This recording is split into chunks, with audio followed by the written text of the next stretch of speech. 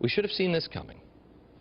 I mean, America, how did we miss this for so long? How are people still missing it? It started with Joe the plumber. It's not that I want to punish your success. I just want to make sure that everybody who is behind you, that they've got a chance at success too. Everybody's so pinched that business is bad for everybody. And I think when you spread the wealth around, it's good for everybody. I think when you spread the wealth around, it's good for everybody.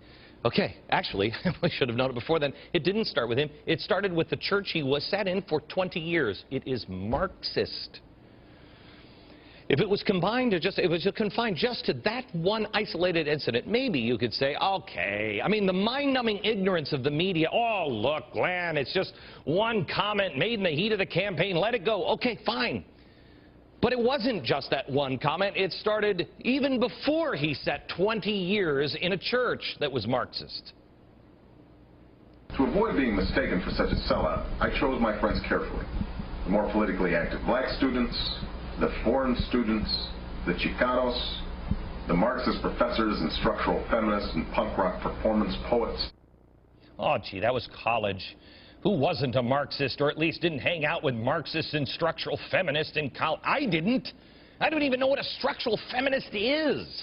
I don't know anybody who hung out or hangs out or knows any Marxist outside of this city and currently in Washington or Berkeley, California.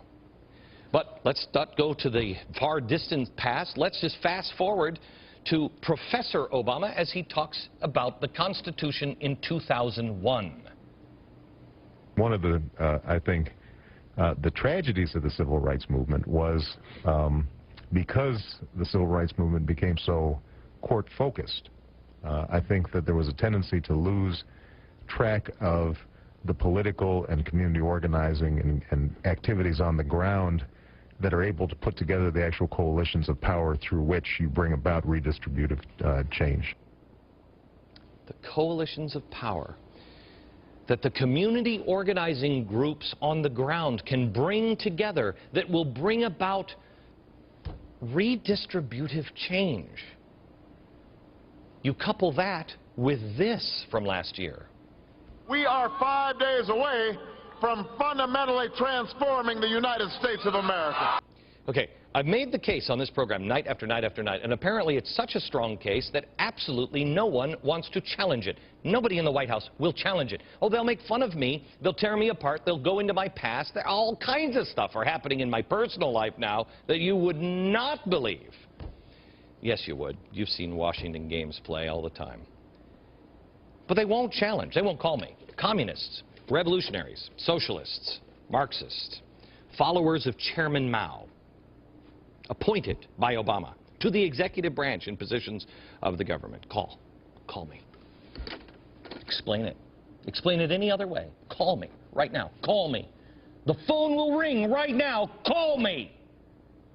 We set up a phone line to the White House. They could call and correct any falsehood. Call me. They can't. They can't. Unbeknownst to me, when we installed this phone and gave the person on the other end of the phone this phone number, the only one that has it, unbeknownst to me, the person we gave it to is a follower of Mao. And then the third lesson and tip actually come from two of my favorite political philosophers, Mao Zedong and Mother Teresa, not often coupled with each other. But the two people that I turn to most. You know what? The night they got rid of Van Jones, who, let me show you this, just to refresh your memory, an admitted communist, was shouting, spreading the wealth ideology from the rooftops. Van Jones. No more broken treaties. No more broken treaties. Give them the wealth. Give them the wealth.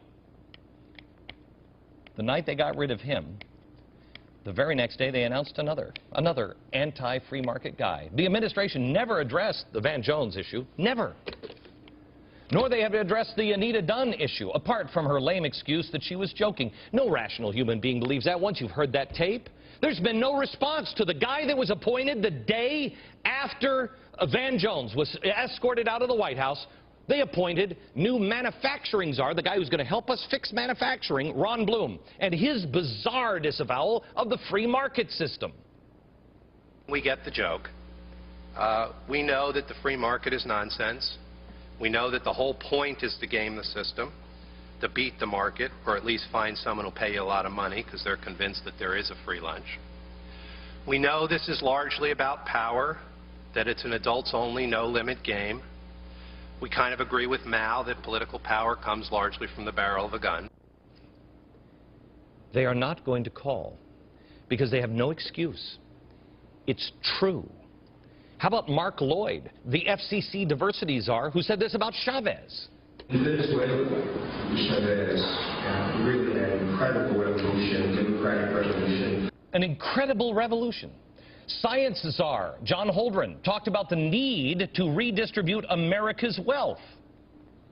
I think ultimately the rate of growth of material consumption is going to have to come down, and there's going to have to be a degree of redistribution of how much we consume in terms of energy and material resources in order to leave room for people who are poor to become more prosperous. Carol Browner, she's a socialist. Brian Deese, he's 31 years old. He doesn't believe in free market. How about Andy Stern? He doesn't believe in the free market. Let me just give you the latest one from, again, Barney Frank.